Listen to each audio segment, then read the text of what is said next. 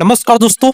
BPSC TRE 4 जो लोग तैयारियां करते हैं उनके लिए मैं रेगुलर प्रैक्टिस सेट शाम 6 बजे डालता हूं और जो लोग सब्सक्राइब करके रखे हैं उनके पास चला जाता है वीडियो।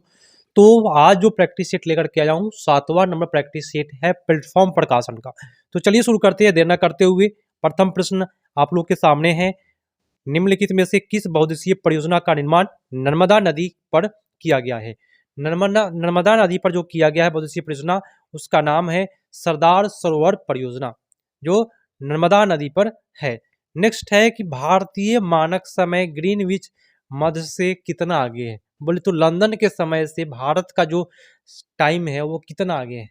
तो मैं बताऊं 5.5 घंटा आगे है भारत का समय। जो जहाँ पे हम लोग है भारत में है, लंदन से हम लोग 5.5 घंटा आगे है। ठीक है, उत्तर आपका सी हो जाएगा। नेक्स्ट प्रश्न है कि अक्षांश का 1 डिग्री लगभग डैश के बराबर होता है। टोटल मैं क्वेश्चन का क्लियर भी करते चलूंगा, कोई भी प्रश्न में मिस्टेक अगर हमसे होता है तो आप लोग कमेंट जरूर कीजिएगा। ठीक है, तो 1 डिग्री अगर आप एक अक्षांश से दूसरे अक्षांश पर चले जाते हैं तो आपका 111 किलोमीटर की दूरी का अंतराल हो जाता है। 1 डिग्री अक्षांश कितना का अंतराल हो जाता है? 111 किलोमीटर का अंतराल हो जाता है। तो आपका उत्तर यहाँ पे बी पर जा रहा है। ठीक है, तो चलिए नेक्स्ट पर आ जाते हैं। निम्नलिखित में से किसे विश्व के सर्वोच्च युद्ध क्षेत्र के रूप में जाना जाता है? सर्वोच्च युद्ध क्षेत्र के रूप में जाना जाता है सियाचिन ग्लेशियर को।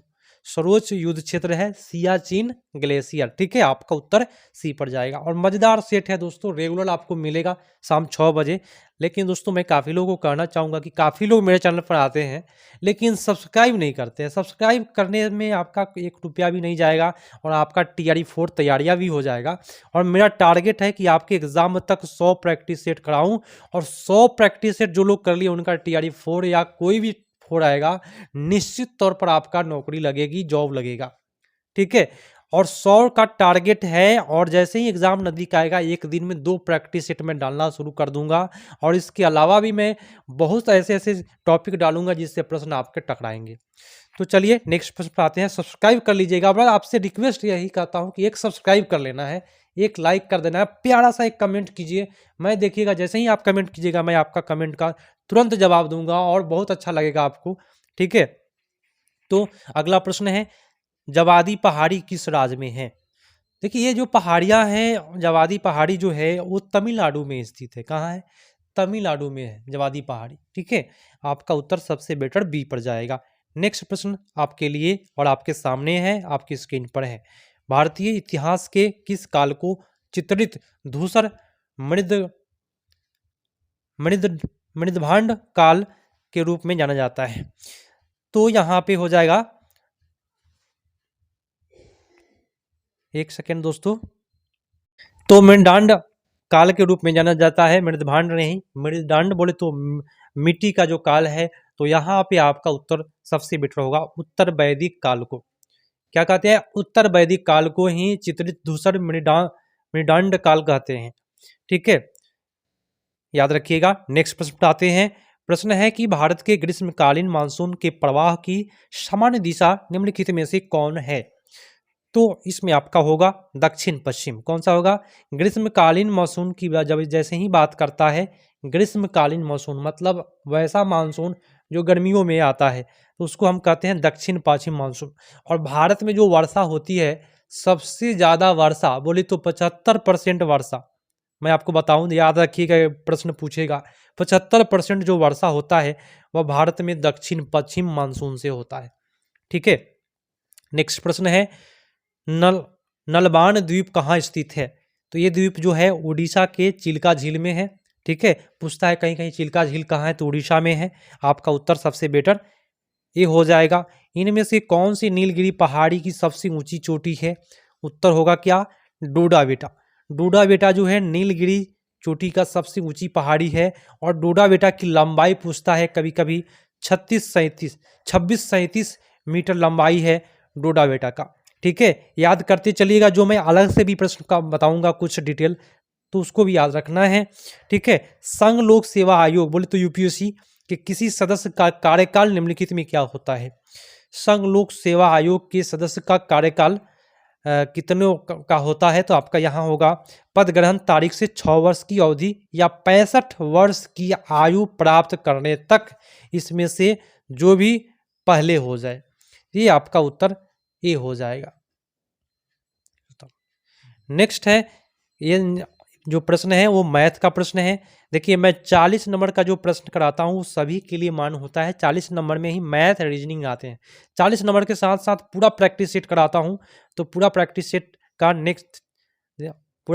सेट का अगला प्रश्न है कि 1940 और 41 में व्यक्तिगत सविनय अवज्ञा की नीति द्वारा युद्ध के प्रयासों का शांतिपूर्वक विरोध करने का निर्णय किसने लिया? तो ये जो निर्णय लिए थे वह महात्मा गांधी की लिए थे, क्योंकि शांतिपूर्वक विरोध करना है तो भाई महात्मा गांधी से ही होगा। भगत सिंह से शांतिपूर्वक नहीं होगा, चंद्रशेखर आजाद से शांतिपूर्वक नहीं होगा। महात्मा गांधी कब भारतीय राष्ट्रीय कांग्रेस के अध्यक्ष बने? देखिए, महात्मा गांधी काफ़ी हिट प्रश्न है और जितने भी प्रश्न हैं इसमें काफ़ी हिट प्रश्न है।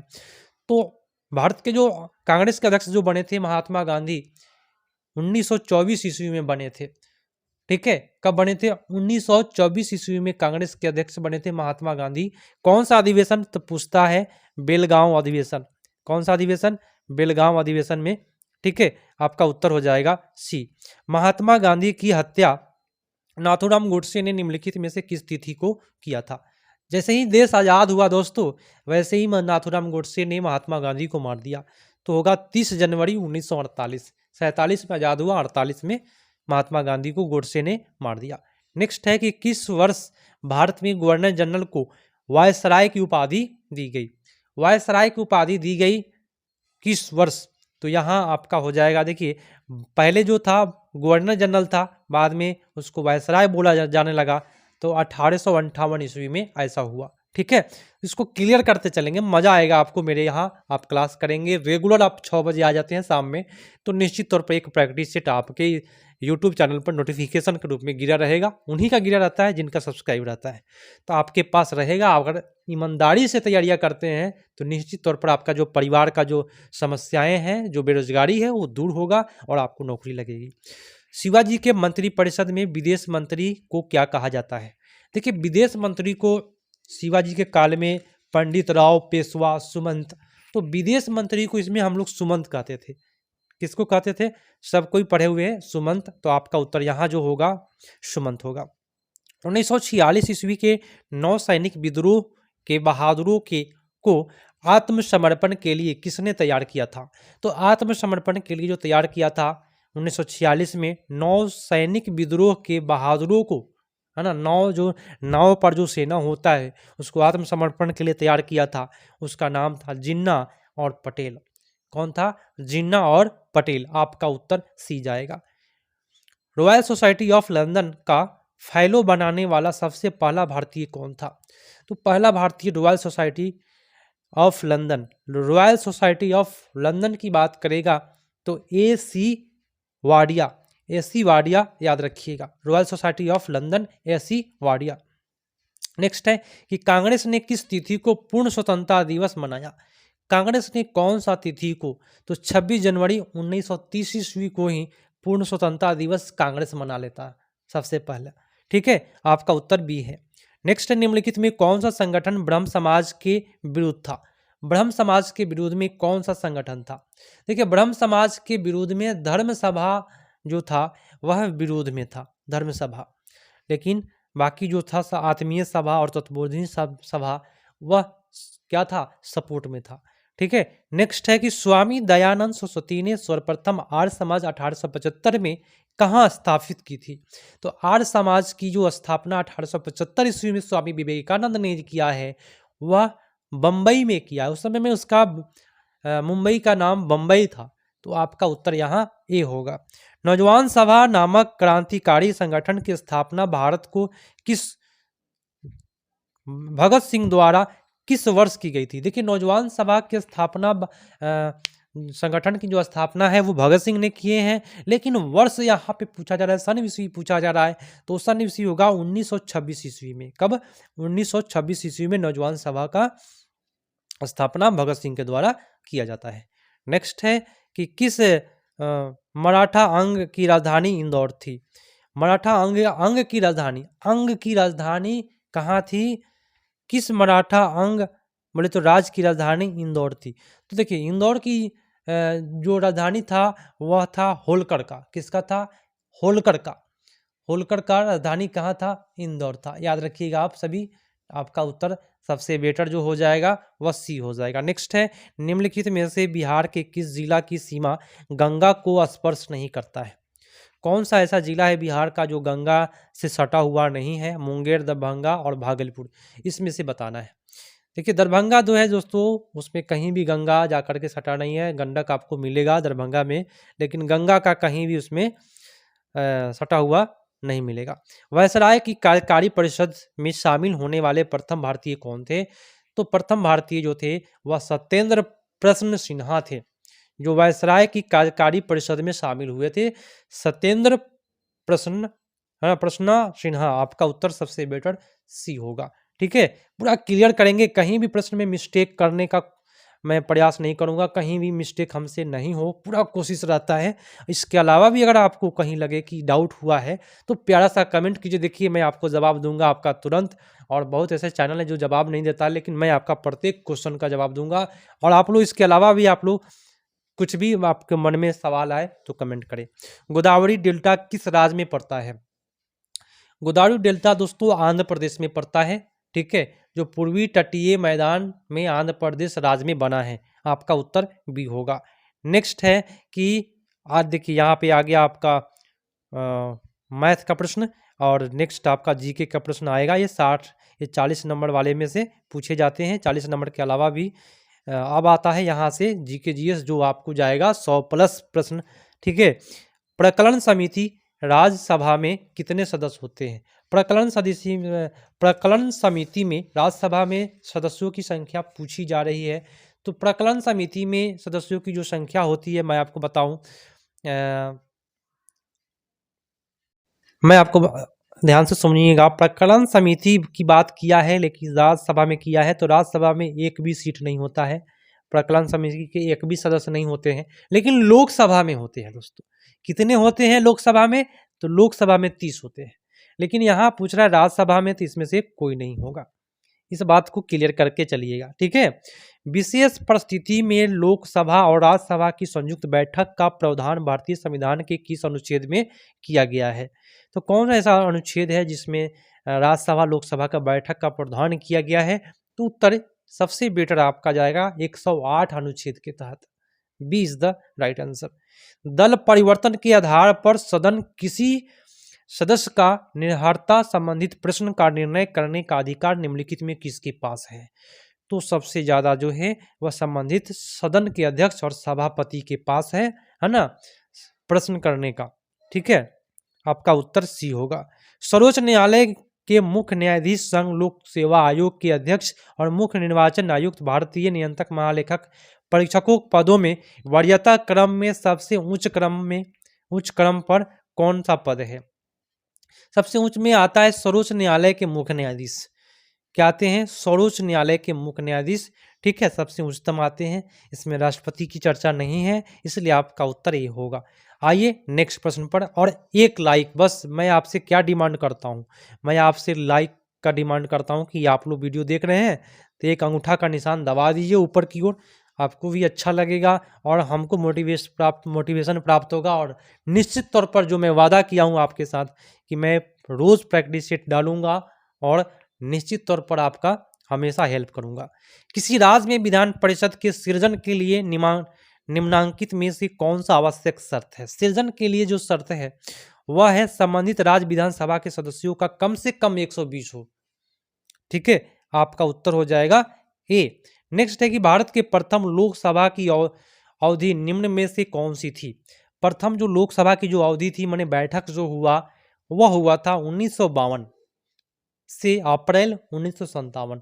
तो यहाँ आपका उत्तर जो हो जाएगा ए सबसे बेटर ऑप्शन होगा। ठीक है, आइए नेक्स्ट पे आते हैं। भारत का नियंत्रक एवं महालेखक परीक्षक पद एवं उससे संबंधित शर्तों का उल्लेख भारतीय संविधान के किस अनुच्छेद में है? महालेखक परीक्षक, नियंत्रक एवं महालेखक परीक्षक। तो नियंत्रक एवं महालेखक परीक्षक की जो बात की गई है अनुच्छेद 148 में की गई है, याद रखिएगा। आपका उत्तर सबसे बेटर ये होगा। निम्नलिखित में कौन सा भाषा संविधान की 8वीं अनुसूची बद्ध नहीं है? 8वीं अनुसूची में कौन सा शामिल नहीं किया गया है? देखिए 8वीं अनुसूची में 22 भाषाओं का उल्लेख किया गया है, उसमें से राजस्थानी नहीं है दोस्तों। आपका उत्तर इसमें होगा सी।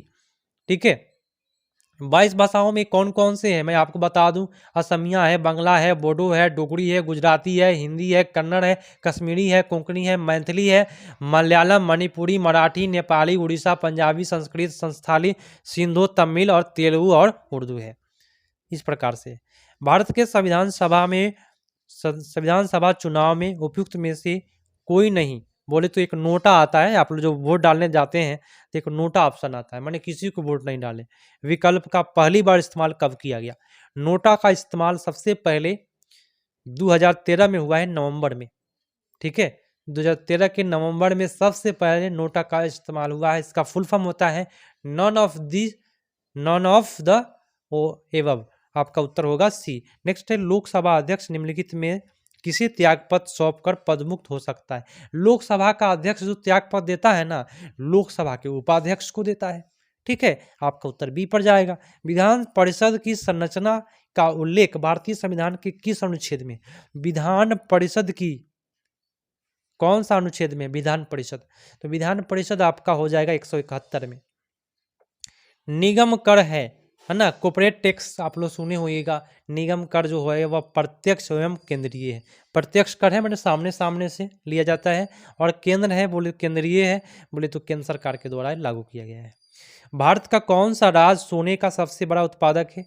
तो सोने का सबसे बड़ा उत्पादक भारत का जो राज्य है, आप लोग काफी प्रश्न को हिट मानते हैं, कर्नाटक है। ठीक है, यहाँ उत्तर आपका बी पर जाएगा। नेक्स्ट है कि समवर्ती सूची के अंतर्गत निम्नलिखित में कौन सा विषय शामिल है? समवर्ती सूची में कौन सा विषय शामिल है? श्रमिक संघ, कृषि, पथकर। तो बताइए समवर्ती सूची में कौन सा आता है? समवर्ती सूची में आता है श्रमिक। देखिए समवर्ती सूची एक ऐसा सूची है जिसमें राज्य का भी भाग भूमिका रहती है, और केंद्र की भी भूमिका होती है। तो आपका उत्तर हो जाएगा श्रमिक संघ। नेक्स्ट है, आप सभी अभी तक लाइक नहीं किए हैं, कितने लोग हैं जो सब्सक्राइब भी नहीं किए होंगे और वीडियो देख रहे होंगे, उनसे रिक्वेस्ट ही करता हूं, दूसरा कुछ नहीं। एक रिक्वेस्ट है कि आप लोग सब्सक्राइब कर लीजिए और हमसे जुड़े रहिए। बीपीएससी TRE 4 आपका निश्चित तौर पर निकलेगा। उत्पादन का सक्रिय साधन है, उत्पादन का सक्रिय साधन यहाँ होगा मानव पूंजी। मानव पूंजी जो है उत्पादन का सक्रिय साधन है। हरित क्रांति का लाभकारी वरदान किन विशेष फसलों के लिए है? तो ये जो वरदान है वो गेहूं और चावल के लिए विशेषकर है, हरित क्रांति का। ठीक है, चलिए नेक्स्ट प्रश्न पर आते हैं। कृषि उद्योग का दर्जा देने वाला भारत का प्रथम राज्य कौन सा है? तो दर्जा दिया है कृषि उद्योग का सबसे पहले राज्य वह महाराष्ट्र है कृषि उद्योग का, और 1977 में दिया है इसको। नेक्स्ट है कि भारत में अर्थ शोधन निवारण अधिनियम कब लागू हुआ? अर्थ शोधन निवारण अधिनियम 2005 में लागू हुआ है। कब हुआ है? 2005 में। वैश्वीकरण में सम्मिलित नहीं है, तो वैश्वीकरण में सम्मिलित नहीं है आपका होगा सार्वजनिक क्षेत्र की इक्विटी का निवेश। ये जो है वैश्वीकरण में शामिल नहीं है। तो कौन कौन है? आयात शुल्क में कमी है, प्रत्यक्ष विदेशी निवेश है, लेकिन यह नहीं है। नेक्स्ट है कि भारत में कृषि पुनर्विदित प्रदान करने के लिए शिखर स्तर के बैंक का नाम बताइए, जो सबसे क्या करता है? कृषि के लिए ऋण प्रदान करता है, कृषि को कृषि का के कार्य के लिए पैसा देने का काम करता है। तो कृषि ग्रामीण विकास बैंक उसका नाम ही है। ठीक है, आपका उत्तर होगा बी। छड़ चुंबक के भीतर चुंबकीय क्षेत्र रेखाओं की दिशा किस प्रकार होती है? जिनका साइंस पर पकड़ है उन्हीं का रिजल्ट आता है। सुन लीजिए मेरी बात ध्यान से, जिनका साइंस पर पकड़ है पूरा का पूरा उन्हीं का रिजल्ट आता है। क्यों आता है? क्योंकि साइंस ही ऐसा सब्जेक्ट है जो क्वेश्चन बीपीएससी TRE में टकराता है। छड़ चुंबक के भीतर चुंबकीय क्षेत्र रेखाओं की दिशा किस प्रकार होती है? देखिए छड़ चुंबक इस प्रकार से होता है, मैं आपको बना के दिखा दूं। तो मान लीजिए आपका N है और क्या है? S है। तो क्या होगा? छड़ चुंबक जो होता है वह उत्तर से क्या होता है? दक्षिण की ओर होता है। अंदर की जो दिशा होती है उत्तर से दक्षिण की ओर होती है। देख लेते हैं एक बार, हम भी इसको कंफर्म कर लेते हैं। छड़ चुंबक में जो दिशा होती है वह एक सेकेंड दोस्तों, थोड़ा सा मिस्टेक हुआ है, लेकिन इसका मैं सुधार करता हूँ। दक्षिण ध्रुव से उत्तरी ध्रुव की ओर होती है। एक सेकेंड, मतलब इस प्रकार से होता है। तो इसमें पूरा कन्फर्म है कि आपका जो उत्तर होगा वह दक्षिणी ध्रुव से उत्तरी ध्रुव की ओर होती है। ठीक है, और बाहर की ओर जो मैं जो बताया हूँ, मैं बाहर की ओर बताया हूँ एन और एस। तो दक्षिण से उत्तर की ओर, बाहर की जो होता है वह उत्तर से दक्षिण होता है। ठीक है, इस प्रकार से। ठीक है, नेक्स्ट है कि एक अभिसारी लेंस को पर्दे पर प्रतिबिंब बनाने में प्रयुक्त किया जाता है। जब लेंस की ऊपरी भाग किसी अपारदर्शी पर्दे से ढक दिया जाए तो क्या होगा? जब आप अपारदर्शी बोले तो एक पार से ऊपर नहीं जाएगा, पर्दे से ढक दीजिएगा तो क्या होगा? प्रतिबिंब की तीव्रता क्या हो जाएगी? घट जाएगी। ठीक है, एक प्रश्न छूट गया, एक सेकेंड। हाँ, प्रश्न है कि एक व्यक्ति दीवार पर जब बल आरोपित करता है लेकिन वह धकेल नहीं पाता है, माने आप दीवार पर धक्का दीजिए तो दीवार धकलाएगा नहीं, ना धकलाएगा, तो वह कौन सा कार्य हुआ, किस प्रकार का कार्य हुआ? तो ये जो कार्य हुआ, कोई भी काम नहीं हुआ। जब तक दीवार धक्का नहीं लगेगा तब तक कोई कार्य नहीं हुआ। ठीक है, नेक्स्ट है, निम्नलिखित में कौन सा प्लेग बैक्टीरिया का वाहक है? ये 7 नंबर प्रैक्टिस सेट है, कल 8 मिलेगा, फिर किरण कब मिलेगा, है ना? हर प्रैक्टिस सेट को खत्म कराऊंगा। निम्नलिखित में कौन सा प्लेग बैक्टीरिया का वाहक है? बैक्टीरिया का वाहक यहाँ आपका होगा जीनोप्सिला। ठीक है, आपका उत्तर सबसे बेटर सी होगा। नेक्स्ट है कि वर्षा के बाद वायुमंडल में जल की निलंबित बूंदे से इंद्रधनुष बनता है। इंद्रधनुष बनने के लिए आवश्यक परिघटनाओं में कौन सी परिघटना शामिल है? तो इंद्रधनुष बनने के लिए जो शामिल है वह अपवर्तन शामिल है, वर्ण विक्षेपण शामिल है, पूर्ण आंतरिक परिवर्तन शामिल है। ये तीनों मिलाकर के क्या बनता है? वर्ण विक्षेपण की घटनाएं या इंद्रधनुष बनती है। निम्नलिखित में कौन सा मिल्चिंग का प्रभाव नहीं है? मिल्चिंग का प्रभाव नहीं है तो मिट्टी की वाष्पीकरण को कम करना, है ना? मिट्टी के वाष्पीकरण को कम करना, ये क्या है? मिल्चिंग का प्रभाव नहीं है। मिल्चिंग का प्रभाव है कि मिट्टी की लवणता को प्रभावित करता है, मिट्टी की अपरदनशीलता को प्रभावित करता है, ये मिल्चिंग का प्रभाव है। लेकिन ये नंबर जो है वाष्पीकरण, वो नहीं है। मैं आपको बताऊं कि साइंस मजबूत करना पड़ेगा, इसलिए आपको रेगुलर प्रैक्टिस सेट देखना पड़ेगा, क्योंकि प्रैक्टिस सेट में ही पता चलेगा कि किस प्रकार के साइंस का प्रश्न पूछे जाते हैं। जब एक वस्तु को किसी दूरी पर इस प्रकार रखा जाता है कि वस्तु प्रकाश के किरण के मुख्य अक्ष के समांतर हो, तो अवतल दर्पण द्वारा निर्मित प्रतिबिंब की स्थिति क्या होगी? जब इसको आप बनाएंगे तो आपका प्रतिबिंब की जो स्थिति है, जब आ रहा है तो कहाँ जाएगा? ध्रुव पर जाएगा। ठीक है, कहीं से भी प्रकाश आएगा तो मुख्य फोकस पर, सॉरी फोकस पर आएगा, ध्रुव बोला गया, फोकस पर आएगा। आपका उत्तर सी हो जाएगा। इनमें से कौन सी संरचना कार्बन परमाणु की एक बंध श्रृंखला से बनती है? तो इसमें जो संरचना है वह बनता है वलयीय संरचना, जो है ना कार्बन परमाणु से बनता है। आपका उत्तर हो जाएगा बी। एक रासायनिक अभिक्रिया के विषय में निम्नलिखित कथनों पर विचार कीजिए और बताइए कौन सा सत्य है। तो इसमें आपका जो उत्तर हो जाएगा, कुल द्रव्यमान में परिवर्तन नहीं होता है ना? रासायनिक अभिक्रिया के विषय में जो है वह एक सत्य कथन है कि जितना द्रव्यमान रहता है उतना ही रहता है। जैसे कि आप जितना दूध जमाइएगा उतना ही क्या बनेगा? दही बनेगा। रासायनिक अभिक्रिया में द्रव्यमान कमी नहीं होता है, लेकिन भौतिक अभिक्रिया में द्रव्यमान की बहुत कमी हो जाती है। नेक्स्ट है, धातुओं के संबंध में निम्नलिखित में कौन सा कथन सही नहीं है? तो इसमें आपका जो सही नहीं है, धातु आवर्त सारणी में बाईं ओर लिखा जाता है, बात सही है। बाएं ओर जो होता है वो धातु होता है। समानता धातुएं अम्लीय ऑक्साइड होता है। देखिए धातु के जो ऑक्साइड होते हैं वह क्षारीय ऑक्साइड होते हैं, अम्लीय ऑक्साइड नहीं होते। धातु के ऑक्साइड एक क्षारीय ऑक्साइड होते हैं, अम्लीय नहीं। तो आपका उत्तर यहाँ पे बी पर जाएगा। ठीक है, निम्नलिखित में कौन सा कार्बनिक यौगिक किण्वन से बनता है? तो यहाँ किण्वन से बनता है एथेनॉल। एथेनॉल का सूत्र होता है C2 नॉल H5OH, यही है एथेनॉल का सूत्र दोस्तों। ठीक है, नेक्स्ट है कि कैल्शियम कार्बोनेट को गर्म करने पर इनमें से कौन सा उत्पाद बनता है? जब कैल्शियम कार्बोनेट को जब गर्म कीजिएगा तो अनबुझा हुआ चूना प्राप्त हो जाएगा आपको। शुष्क बुझे हुए चूने पर 140 डिग्री सेल्सियस पर आप क्लोरीन गैस प्रभावित कीजिएगा तो बुझा हुआ चूना प्राप्त होता है। यही ना आप लोग पढ़िएगा। नेक्स्ट प्रश्न, किसी पौधे में धंसा हुआ रंध्र देखा जाता है, तो किस पौधे में धंसा हुआ रंध्र होता है, माने छिद्र वाला लगेगा कि रंध्र है, माने तो कौन सा ऐसा पौधा है, तो होगा जीरोफाइटस। नेक्स्ट है, इनमें से कोलाइड में तरल परिक्षेपण माध्यम में ठोस परिक्षिप्त प्रवस्था होती है, तो इसमें उत्तर होगा सॉल। ठीक है, जो ठोस परिचित अवस्था होता है तो सॉल में होता है। मानव उत्सर्जन तंत्र का सही अनुक्रम की पहचान कीजिए। तो मैं आपको बता दूं, सबसे पहले वृक्क उत्सर्जन तंत्र है, उसके बाद मूत्रवाहिनी से, माने जिससे कुछ निकलता हो, मूत्रवाहिनी, मूत्राशय, मूत्रमार्ग, ये क्या है, उत्सर्जन तंत्र है। नेक्स्ट है, पादप कोशिका में कोशिका भित्ति क्यों पाई जाती है। देखिए, पादप कोशिका में कोशिका भित्ति पाई जाती है क्योंकि कोशिका भित्ति विभिन्न पर्यावरणीय कारकों से पादप कोशिकाओं की रक्षा करता है, इसलिए कोशिका भित्ति पाया जाता है, क्योंकि वह रक्षा करता है पौधे का।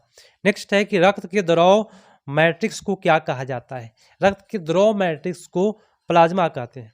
जो आप लोगों का, मान लीजिए आप लोगों का नहीं, मान लीजिए किसी का हाथ कट गया, तो जब खून बंद हो जाता है तब पानी की तरह निकलता है, वही प्लाज्मा होता है दोस्तों। आपका उत्तर सी होगा। नेक्स्ट है, निम्नलिखित में से कौन सा महिला प्रजनन प्रणाली का हिस्सा नहीं है। देखिए, महिला प्रजनन का है अंडाशय होता है, फैलोपियन ट्यूब होता है, ठीक है, लेकिन वास डिफरेंस नहीं होता है, आपका महिला का नहीं है ये। नेक्स्ट है कि परागकण को वर्तिकाग्र पर हस्तांतरित करने के बाद सबसे पहले उसका क्या होता है। सबसे पहले वर्तिकाग्र पर जब आप हस्तांतरित करेंगे तो सबसे पहले जो काम होता है, या नाभिक को बीजांड में हस्तांतरित करने के लिए एक नलिका विकसित होती है, और जब बीजांड में जाएगा तब जाके वो फल बनेगा। ठीक है, आपका उत्तर सी होगा। एड्स रोग किसके कारण होता है। तो एड्स वायरस है, आप लोग पढ़े नहीं, एड्स वायरस बोले तो क्या, विषाणु है। इनमें से कौन सा, किस प्रकार की कोशिकाओं पादप में संवहनी उत्तक का भाग नहीं होता है। संवहनी उत्तक का भाग इसमें नहीं है, कॉलन काइमा, ठीक है, लेकिन वाहिनी है, वाहिका है, जो है संवहनी का भाग है। संवहनी बोलते हैं वैसा उत्तक जो क्या करता है, एक जगह से दूसरी जगह ले जाने का काम करता है, तो वाहिनी है और वाहिका है, ठीक है, लेकिन कॉलन काइमा नहीं है। नेक्स्ट, आहार में मौजूद छोटी आंत में सबसे बड़ी गोलियां क्यों बन जाती है। तो इसलिए बनता है क्योंकि क्या होता है, क्योंकि वासा आमाशय में उत्पन्न जलयुक्त कर्दम के साथ अच्छी तरह से मिश्रित नहीं होता। मतलब कि पानी अच्छी मात्रा में आप पीते हैं तो निश्चित तौर पर जो है अंदर गांठ नहीं बनेगा किसी प्रकार का, ठीक है, और माइंड भी फ्रेश रहेगा। निम्नलिखित में कौन सा शब्द जल अणुओं को की एक वारांगत प्रागम्य झिल्ली के आर पार गति का वर्णन करता है। तो यहाँ आपका सबसे बेटर उत्तर जो होगा वह सी होगा, परासरण। आर पार की बात कर देगा तो परासरण होगा, ठीक है। नेक्स्ट है कि समुद्री तल की तुलना में अधिक ऊंचाई पर सांस लेने में कठिन क्यों होता है। इसलिए होता है क्योंकि अधिक ऊंचाई पर वातावरण जो होता है वो कम सघन होता है ना, दाब कम होता है, नाक से पानी बहने लगेगा। अगर आप कलम ले जाते हैं तो उससे इंक बाहर की ओर निकल जाएगा, ठीक है। चेचक किस वायरस के कारण होता है। चेचक होता है वेरियोला वायरस से। कौन सा वायरस से, वेरियोला वायरस से। एड्स की बात करेगा HIV वायरस से। डेंगू की बात करेगा आर्बो वायरस से, है ना। पोलियो की बात करेगा पोलियो माइटिस वायरस से, ठीक है, इस प्रकार से पूछता है। नेक्स्ट है कि रक्तचाप तथा श्वसन गति का नियंत्रण किसके द्वारा होता है। रक्तचाप जो है ना, श्वसन गति का नियंत्रण, जो आप लोग सांस ले रहे हैं अभी, देखिए बीच बीच में आप लोग पानी पीते रहिएगा ना, तब जाके आपको सेट समझ में आएगा। तो होगा मेडुला ऑब्लांगेटा के द्वारा, ये जो सांस आप लोग ले रहे हैं उसी के द्वारा नियंत्रित होता है। स्वपेशी कुछ अभिलक्षण विशेषताएं नीचे दी गई है। कथनों में स्वपेशी में कौन सा गलत है। गलत वाले प्रश्न पूछता है। इनमें प्राथमिक उत्पादक होता है, स्वपेशी तो प्राथमिक होता ही है। स्वपेशी कार्बन तथा ऊर्जा संबंधित आवश्यक प्रकाश संश्लेषण द्वारा होता है, ठीक है। तुरंत उपयोग नहीं किए जाने वाले हाइड्रोकार्बन ग्लाइकोजेन के रूप में संग्रहित होता है, ये गलत हो गया, आपका गलत जो है वो सी है। नेक्स्ट है, इनमें कौन सा ऊर्जा का एक पारंपरिक स्रोत है। तो ऊर्जा का पारंपरिक स्रोत जो है वो नाभिकीय ऊर्जा है, जो पारंपरिक स्रोत है नाभिकीय ऊर्जा।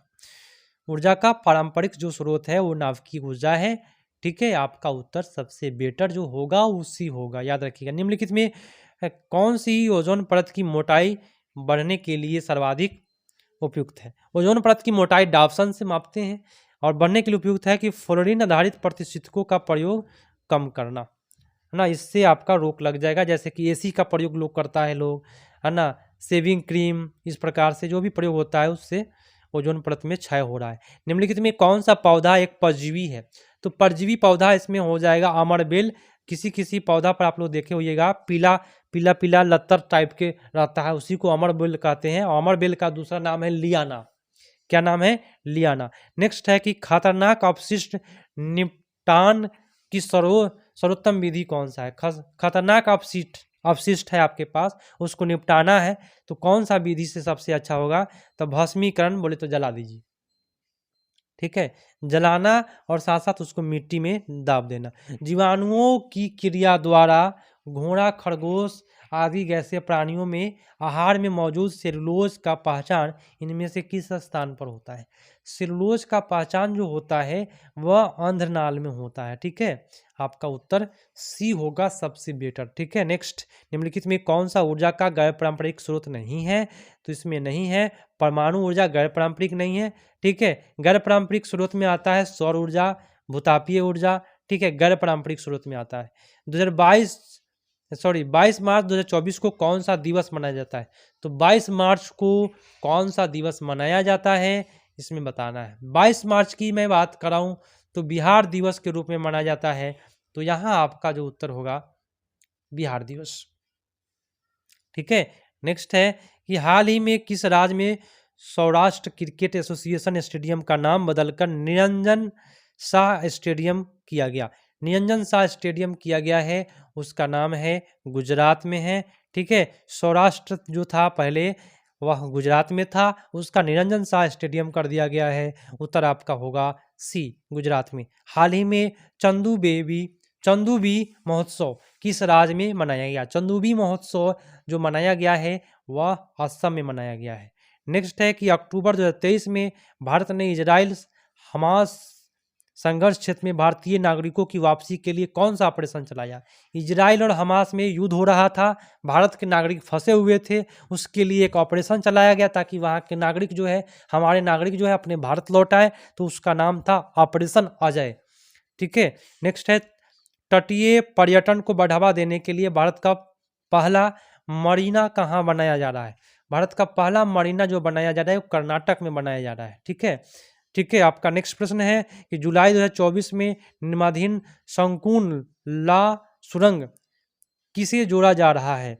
देखिए, संकुल ला सुरंग जो जोड़ा जा रहा है वह आपका उत्तर होगा हिमाचल प्रदेश को लद्दाख से जोड़ा जा रहा है, ठीक है, संकुल ला सुरंग। तो यहाँ आपका उत्तर सबसे बेटर सी होगा। पुस्तक कन्वेंशन विद औरंगजेब के लेखक कौन है? कन्वेंशन विद औरंगजेब के लेखक जो है वह है चारू निवेदिता। आपका उत्तर हो जाएगा निवेदिता, आपका उत्तर ए होगा। Convention with Aurangzeb, Charu Nivedita.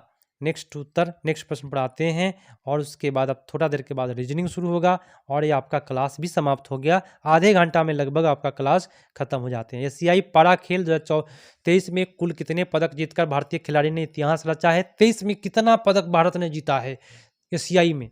111, एशियाई 111, याद रखिए इस प्रकार से। नेक्स्ट है वर्तमान में भारतीय राष्ट्रीय बाल संरक्षण आयोग के अध्यक्ष कौन है? बाल संरक्षण आयोग के अध्यक्ष होगा प्रियांक कानूनगो। नेक्स्ट है हाल ही में वनडे में दोहरा शतक लगाने वाले पहले श्रीलंकाई क्रिकेट कौन बने हैं?